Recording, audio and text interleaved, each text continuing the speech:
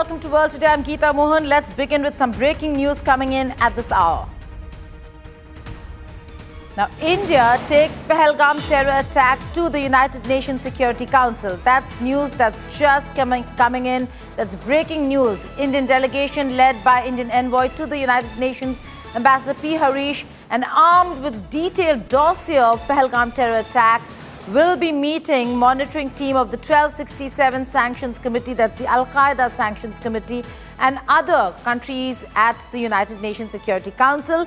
It's a cross-ministerial delegation that is in New York and will be meeting with the United Nations Security Council 1267 Al-Qaeda Sanctions Committee, the monitoring team. There will also be meetings with United Nations Office of Counterterrorism and Counterterrorism Committee, Executive Directorate.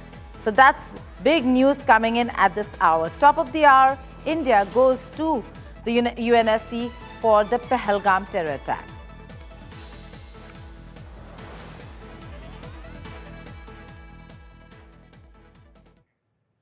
US President Donald Trump is full of himself, and there seems to be no end to his boastings, claims which are absolutely baseless, backed with no evidence.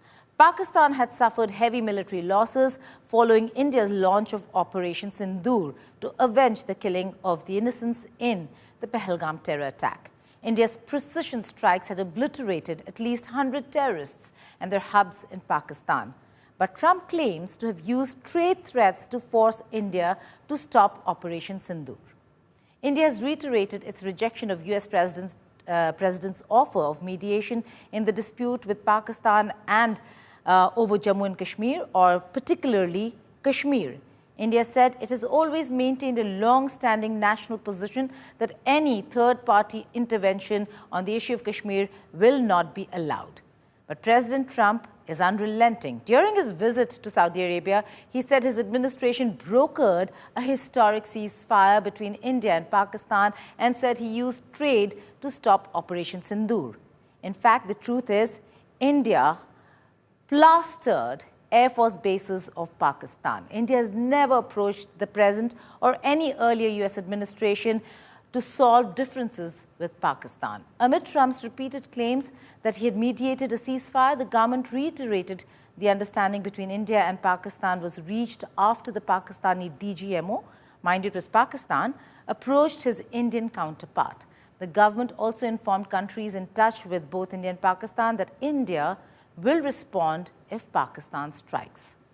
Trump, who came into power riding on promises to end war in the Middle East, that's West Asia, and bring peace to Ukraine-Russia war, has not even reached close to his promises made during campaign. His dilly-dallying and change in his stance regarding wars in West Asia and Europe have led the world leaders to question whether if his promises to end the war are actually for real or not. But Trump claims that he averted a nuclear war between India and Pakistan.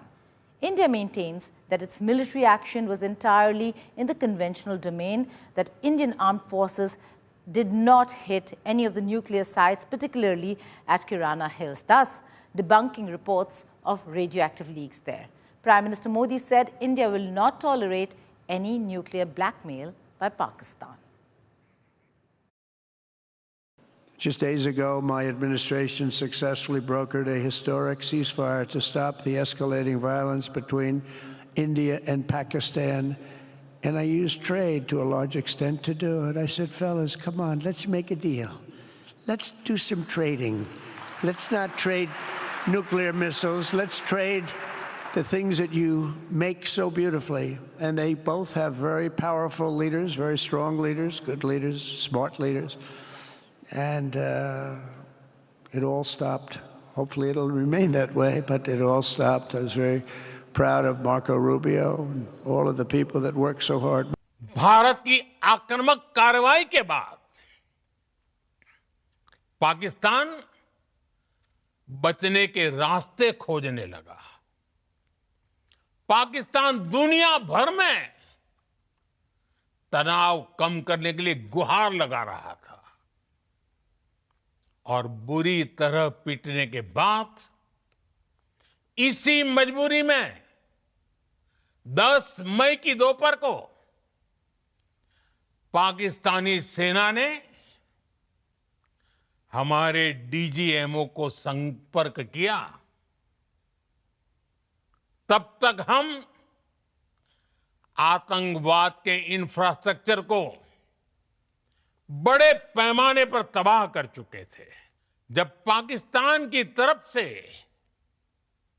गुहार लगाई गई, पाकिस्तान की तरफ से जब ये कहा गया कि उसकी ओर से आगे कोई आतंकी गतिविधि और सैन्य दुस्साहस नहीं दिखाया जाएगा, तो भारत ने भी उस पर विचार किया। मैं आज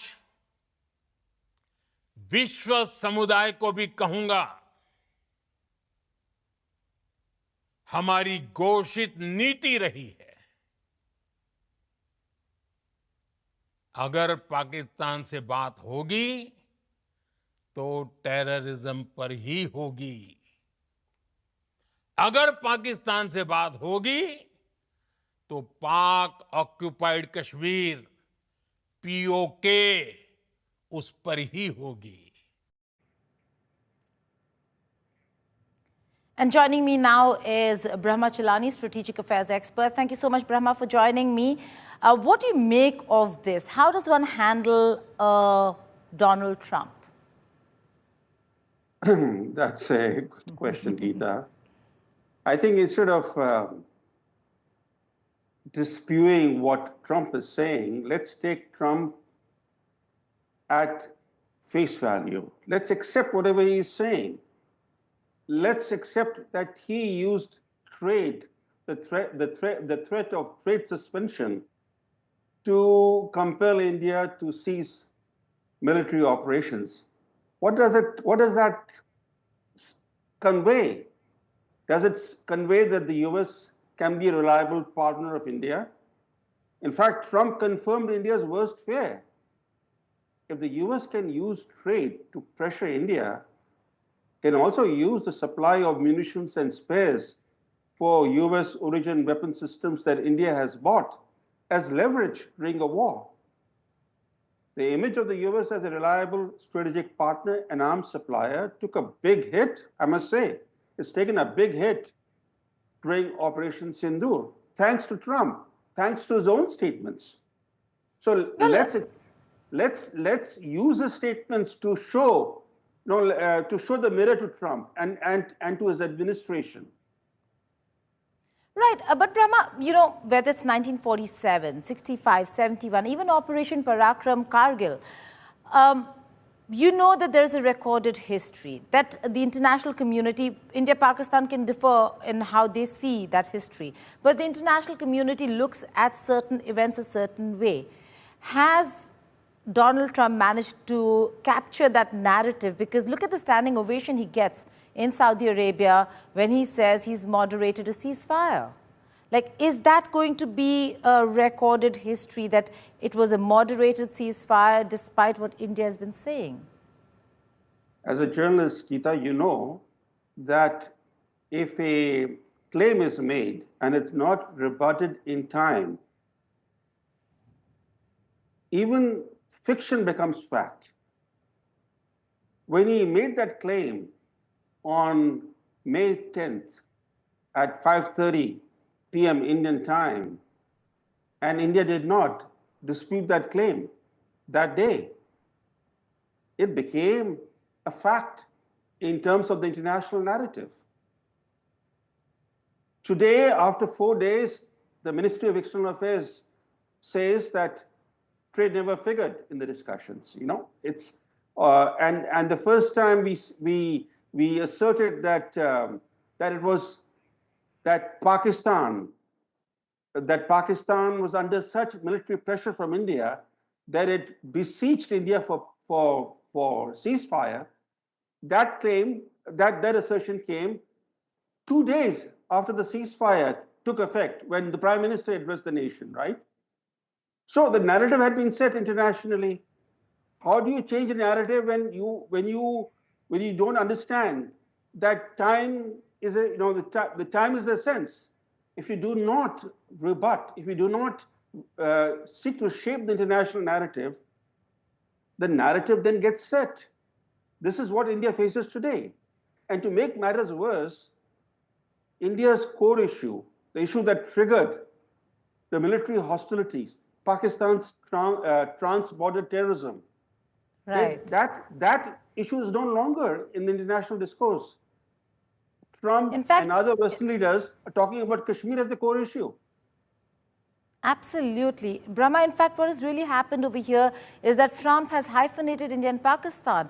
The Indian leadership and the Ministry of External Affairs came out and said that that's not really happened, that in fact the world has dehyphenated. But look, he's speaking of the two countries in the same breath, saying both countries have great leaders and that they produce great stuff, so let's do trade together. Briefly, have we lost in this entire battle of narratives? Well, in fact, he has even called India and Pakistan great nations. So a terrorist state like Pakistan is a great nation. There is a saying, as you know, success has 1,000 fathers, but failure is an orphan. Success brings international respect. The winner's narrative gains currency. But when both sides in a conflict assert that they won, the rest of the world thinks the military hostilities ended in a draw. This results in the pairing of the rival parties, or in the present case, the reaffirmation of India and Pakistan. The issue is this, that we now know from satellite imagery that India wreaked heavy punishment on Pakistan. India severely damaged Pakistan's key air bases. It struck the crown jewel of the Pakistani Air Force, the Noor Khan Air Base in Rawalpindi. But just as we gained the upper hand, just when the Indian Armed Forces had seized the upper hand, this was on May 10th morning, that's when we hit their key air bases. Just when we had the military momentum, India suddenly, abruptly accepted a ceasefire. So we didn't go for the kill. Imagine, had Pakistan seized the upper hand against India militarily, it would have gone for the kill. Absolutely. It would have not accepted a ceasefire while it had the momentum. So today we are facing a situation, even though we all know from objective assessment and from satellite imagery that Pakistanis' claims in terms of what they hit, those claims have proven to be largely false, while what India hit in Pakistan, that evidence is for the world to see. And yet, we are so late in trying to shape the international narrative, and to make matters worse, we abruptly terminated our military campaign before we could actually obliterate Pakistan military's prestige in the eyes of its own people. Had we left the Pak military humiliated before the Pakistani people, we would have secured peace for years to come. But as things stand today, Geeta, it won't be long before the Pakistani military returns to its old playbook of carrying out cross-border attacks. And that's when we'll have to see what Trump has to say on Pakistan, that is a great nation with great leaders. Brahma Chelani, thank you so much for joining us here on the network. Now, on his first scheduled foreign trip of his second term, US President Donald Trump has inked a staggering $142 billion arms agreement with Saudi Arabia. Described as the largest defense deal ever, it's not just about military might. It's a strategic play linking firepower with financial clout. From advanced missiles to big-ticket investments. But many are now asking, is America strengthening a crucial ally or fueling a fragile region? Here's a report.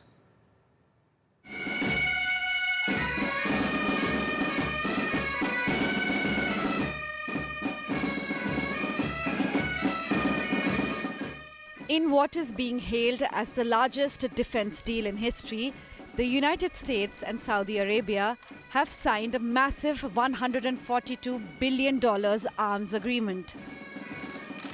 The signing took place during US President Donald Trump's official visit to Riyadh. This was his first foreign trip of his second term. The deal includes advanced military systems, air-to-air missiles, weapons and support services. A comprehensive package aimed at upgrading Saudi military capabilities. And it is not just about defense. This visit is part of Trump's broader economic push in the Gulf. He's eyeing billions more in Gulf investment back into the American economy.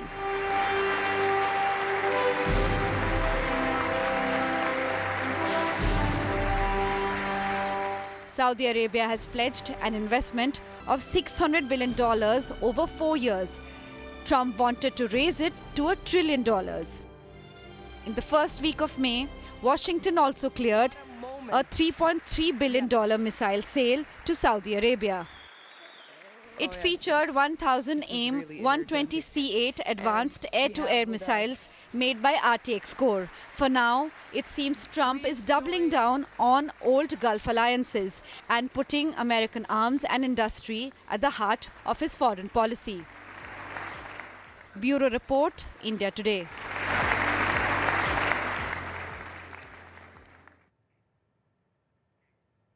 Now, from Saudi Arabia, another important announcement was made. US President Donald Trump announced the complete lifting of US sanctions on Syria, calling it Syria's time to shine. Speaking in Saudi Arabia on his first visit to the region in years, Trump said the move was meant to give Syria a chance at greatness. Now, with the president with an extremist past and no sanctions, is this truly a fresh start for Syria or a gamble that could backfire? In a stunning policy shift, US President Donald Trump has announced that all American sanctions on Syria will be lifted. Speaking in Saudi Arabia on his first visit to the region since 2020, Trump called it Syria's time to shine. Great companies are coming in. I will be ordering the cessation of sanctions against Syria in order to give them a chance at greatness. The move comes nearly 5 months after the ouster of Bashar al-Assad. His decades-long rule left Syria shattered by civil war. The new president, Ahmad al-Shara, once labeled a terrorist by the US, has been pushing for international legitimacy. Sanctions on Syria began in 1979 and intensified during the civil war, freezing assets, banning trade, and isolating the country globally. While aimed at Assad's regime, they left ordinary Syrians with soaring inflation and shortages. But since taking power, Shara has distanced himself from extremist groups and pledged to protect minority rights. The decision followed discussions with key US allies, Saudi Arabia and Turkey, and was welcomed by the United Nations. The UN has long urged the easing of sanctions to enable Syria's reconstruction. For Syrians, this could mark the beginning of a new chapter. It remains to be seen if President Shara delivers on his promises or slips back into Syria's dark past. Bureau Report, India Today. Joining me now is Dr. Wael Awad, a senior journalist, Syrian himself. Dr. Awad, thank you so much for joining me here on the network. Very interesting turn of events. The geopolitics of the region has changed with the change in government in Syria. Now, there was a time when Donald Trump had said that Assad may have been good for Syria. Does he understand the geopolitics has changed for him to actually lift sanctions against Syria, which is not an Assad Syria, but a Syria that has a very extremist faction that has taken over? Well, I think he's coming to the region, Gita, with two agendas. One is to make the countries pay loyalty for the American protection. And second is to ensure that the Israeli hegemony in the region will prevail. So therefore, he is here to make $3 trillion in this visit to 3 major Arab countries. And after that, he was speaking to Al-Shara, and Al-Shara already, because he has been given by the Israeli government the list of conditions for lifting up the sanction on Syria, which include that Israel will be having total control in the southern of Syria. He has to surrender the Golan, which Israel occupied in 1973 war. And also there will be no military bases of Turkey. There will be no citizenship for any mercenaries that he brought along with him, fighting along with him when they toppled the Syrian government. And also there will be no army, regular army. There will be, a weaker army. So the vision of Syria, disintegration of Syria, very much on the card to keep Syria weakening. So I think we may have in the Syria feeling that of jubilation that these sanctions will help us in ease the harsh reality of 15 years of suffering for the people of Syria. I think the actual gainer in this one is the United States and Israel. Well, that's a very important point, Dr. Awad, that you make, that the real gainer over here is the United States of America and Israel, with Trump pushing al-Shara, the president of Syria, to normalize ties with Israel. Thank you so much for joining us here with that perspective. Now, there is a growing clamor among Indians for a ban on Turkish goods and travel ban to Turkey and Azerbaijan. This after Turkey and Azerbaijan came out in support of Pakistan following India's launch of Operation Sindhu. Turkey does it again. Despite the recent earthquake assistance and growing engagement with Ankara, Turkey sided with its all-weather ally Pakistan post Operation Sindhu. Erdogan's stand has created a massive outrage in India. Yesterday, we had an important phone call with Pakistan's Prime Minister. We find Pakistan's proposal for an international investigation into the heinous terrorist attack in Jammu and Kashmir valuable. Despite those pouring fuel on the fire, we as Turkey are making every effort to reduce tensions and open channels of dialogue before events reach a point of no return. Indians have called for boycotting travel to Turkey and Azerbaijan, recent popular tourist spots for Indians.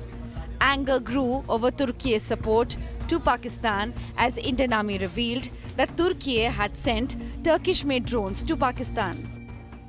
The possible purpose of these large-scale aerial intrusions were to test the AD systems and gather intelligence. Forensic examination of the drone debris is being undertaken.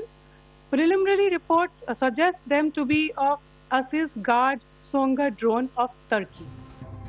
Latest reports have confirmed the death of at least 2 Turkish drone operators in Indian airstrikes on Pakistan.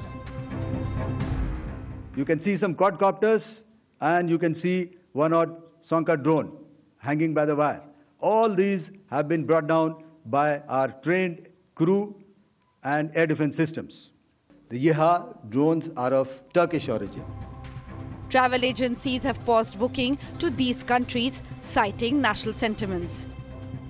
It is our duty to put out a travel cautionary note to all our users to say that please go to neutral destinations and not Turkey and Azerbaijan. And the results are boycott Turkey is trending online right now.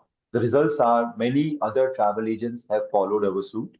And the results are 22% bookings are cancelled by passengers themselves. Indians feel that Turkey has forgotten Operation Dost when India helped the country during the 2023 earthquake. Even the opposition has come out against Turkey's support and slammed them for supplying arms to Pakistan. India and Turkey have trade ties. In 2024 and 25, India's exports to Turkey stood at $5.2 billion, which was down from $6.65 billion in 2023 and 24. This accounts for less than 1.5% of India's total exports. Imports from Turkey were worth $2.84 billion in 2024 and 25, compared to $3.78 billion in 2023 and 24, just 0.5% of India's total imports. Turkey received around 62.2 million foreign tourists in 2024, with approximately 300,000 coming from India. India has now blocked Turkish state broadcaster TRT World on X for spreading fake news and pro-Pakistan propaganda. Similarly, China's Global Times has also been blocked by India for spreading misinformation. Bureau Report, India Today. That's all in this edition of World Today. Thank you for watching. Goodbye and take care.